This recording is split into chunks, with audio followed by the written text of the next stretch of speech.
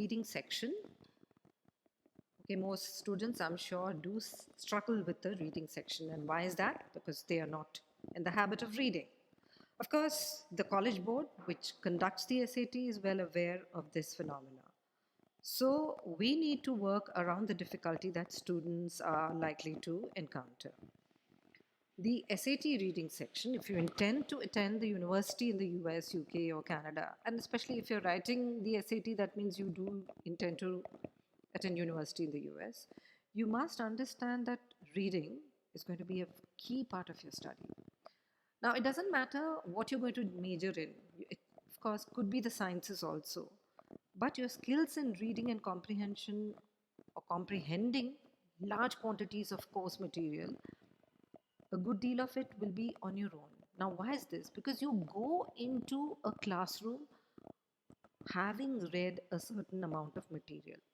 So you should be walking in for a lesson with a certain amount of familiarity. And that is why the universities find it important to have students who can comprehend large quantities of data.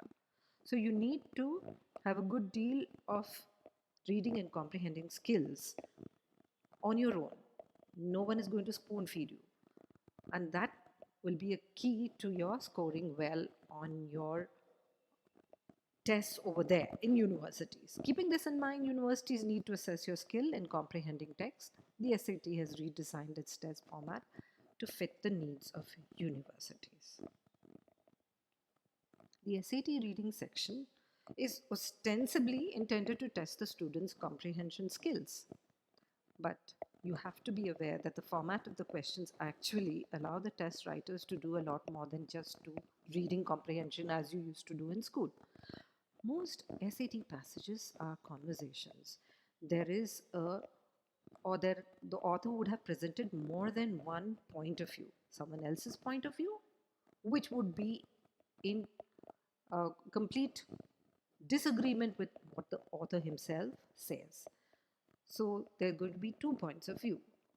The questions also will test the tone or the attitude of the author without it being very clear in the passage. It will be very subtly revealed. So you'll have to be looking out for that.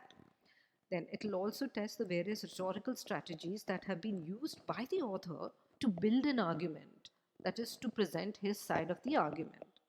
And the implied or suggested ideas, something that is not stated there.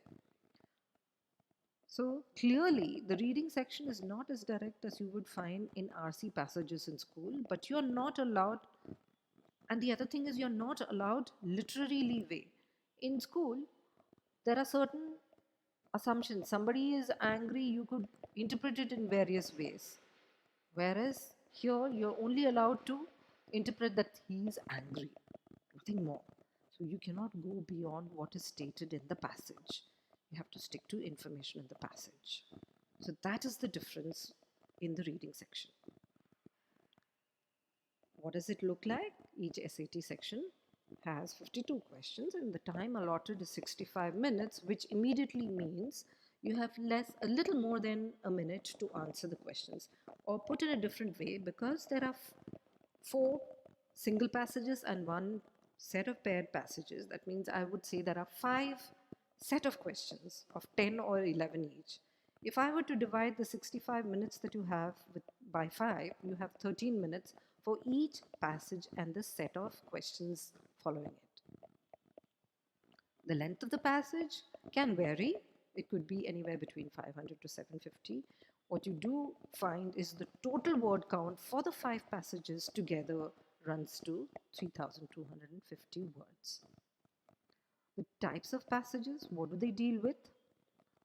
You have only one fiction passage, and this is usually drawn from US or world literature. 2 would be informational, that is history, social studies passages, out of which 1 will be a US founding document or text, and usually boring for many people, a civics kind of passage. And 2 will be science passages. Now, the new category that you find in the new format of the SAT, which was introduced in 2016, and which is unique to the SAT alone.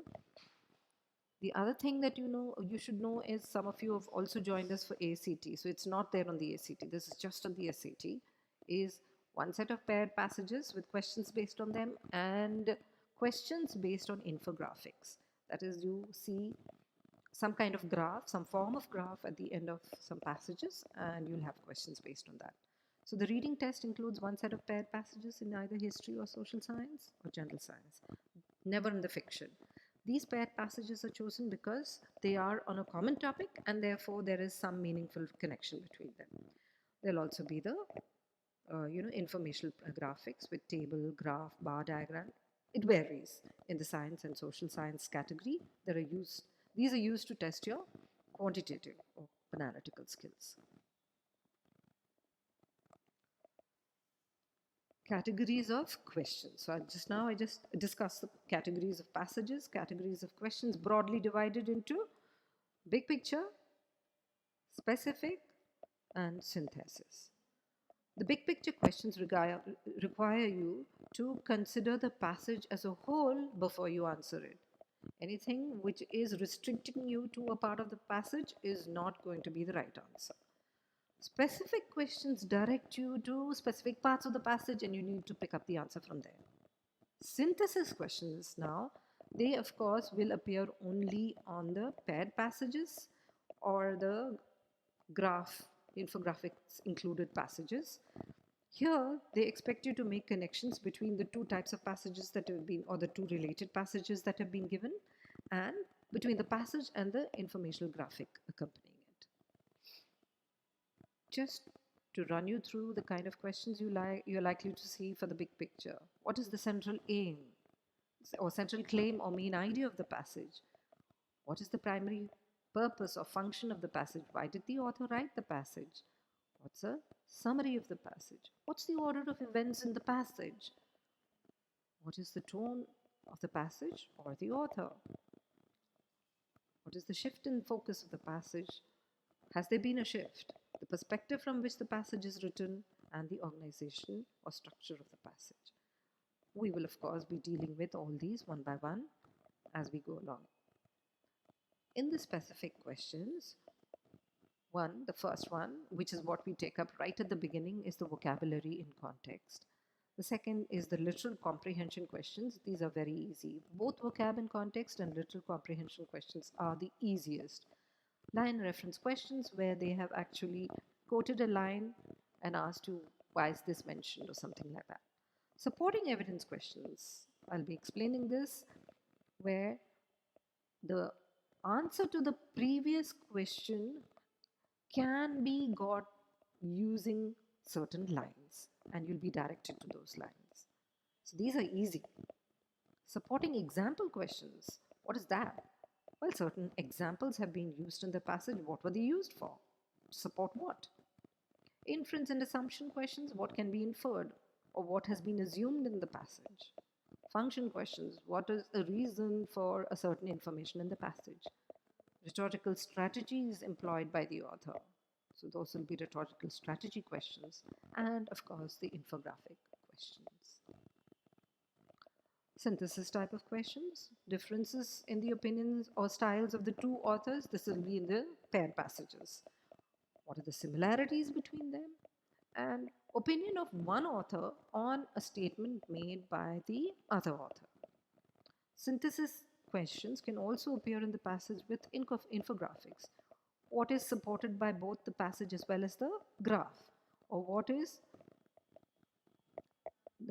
there in the graph but not in the passage, not supported, something like that. So those would be the synthesis questions. So the ReWiser way of doing things. Here at ReWiser, what we do is we take up reading in a very systematic way. That is, we deal with one category of question at a time. We give enough practice. How? In class, and then again we assign homework to enable students to become familiar with the technique for that category of question. We then move on to the next category. Then, as we progress, we begin handling multiple categories of questions by doing a passage with the 10 or 11 questions at the end. And then we have tests, including section tests, to help students master the skills learned in class.